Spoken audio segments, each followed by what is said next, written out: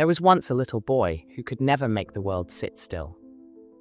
The clock on the wall ticked louder than anyone else could hear. The Lego towers in his room laned and branched in wild directions, as if they had minds of their own. The hum of the refrigerator, the flicker of the lamp, the shadow on the carpet, all of it spoke to him at once. For him, life was not a straight line. It was fireworks exploding in every corner of his brain, beautiful and overwhelming all at the same time. His parents loved him, they really did, but they did not always understand him. Sit still, they said. Focus, they reminded. Just finish what you started. Simple words, reasonable requests. But inside his head, each one was like trying to balance a tower of Lego blocks in an earthquake. ADHD is often described as a deficit, a lack of attention. But that word deficit doesn't tell the truth. Because the boy was not empty of attention. He had too much. It spilled everywhere, like paint dripping off the canvas, coating everything at once. He noticed the sparkle of dust in sunlight, the scratch on the teacher's chalkboard, the shifting expression on a friend's face. Every detail screamed for equal weight.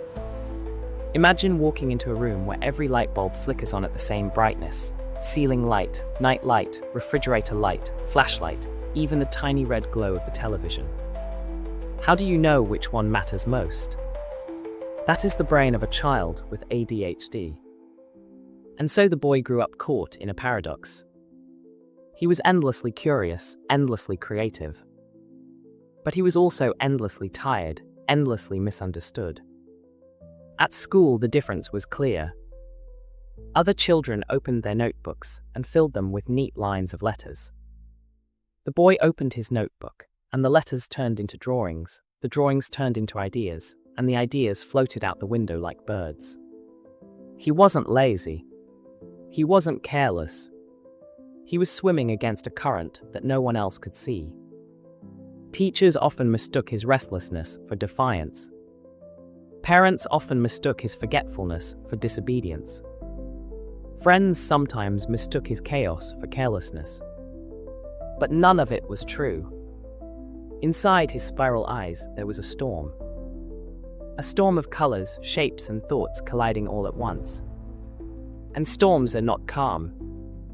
Storms are not quiet. But storms create rainbows too. The psychology of ADHD in children is not just a story of struggle. It is also a story of survival. The boy's brain worked differently. Neuroscience tells us that dopamine, the messenger of motivation, moved more slowly through his circuits. That made ordinary tasks, homework chores, bedtime routines, feel like climbing mountains barefoot.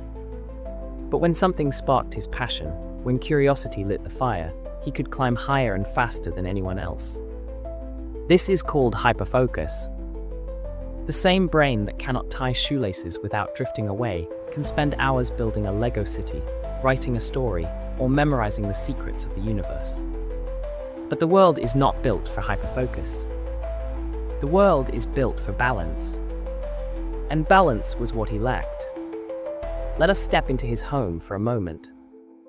The dinner table is set. Two parents sit with tidy plates in front of them. The boy sits with his plate too. But instead of food in his mind, it overflows with bright blocks, towers, and scattered toys. He stares down at it with wide spiral eyes. Not because he doesn't want to eat, but because his brain is already feasting elsewhere. At bedtime, he pulls the blanket over himself. The blanket twists into waves of toys, Lego blocks, stories not yet finished. His spiral eyes glow in the dark. The world tells him, sleep. But his brain whispers, not yet. Not when there are still galaxies to explore inside.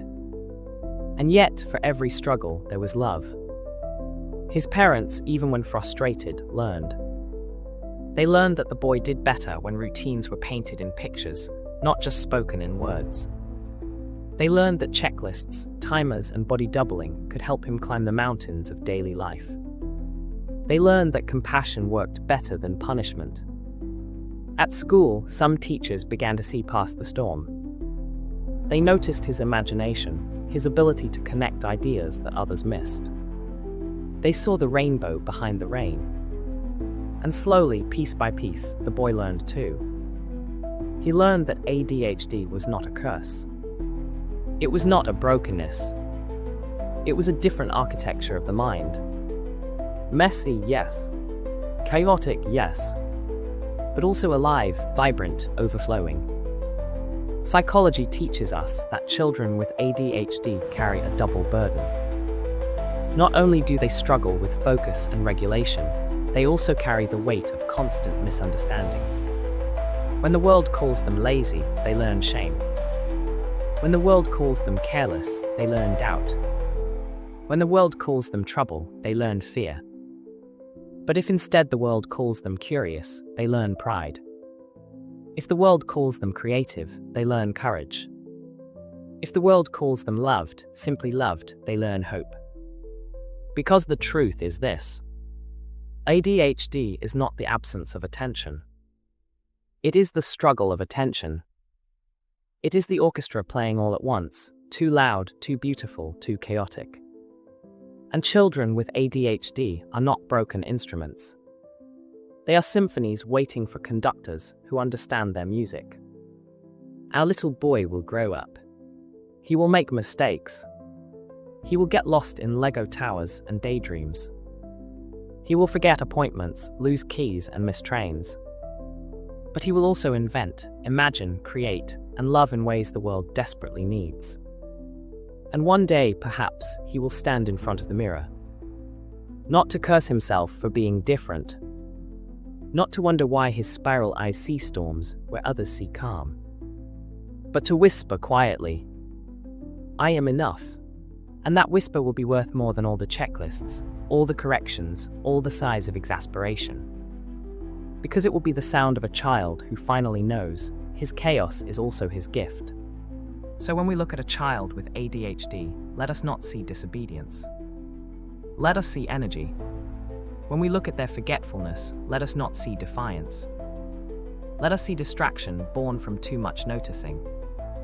When we look at their storms, let us not see weakness. Let us see rainbows waiting to appear. Because every child deserves to be seen not as broken, but as whole. Not as less, but as different. Not as trouble, but as treasure. Subscribe for more such videos. And thank you for listening to this story. Do let me know in the comments where you're watching from, and if any part of this related to your own childhood or a child you may know.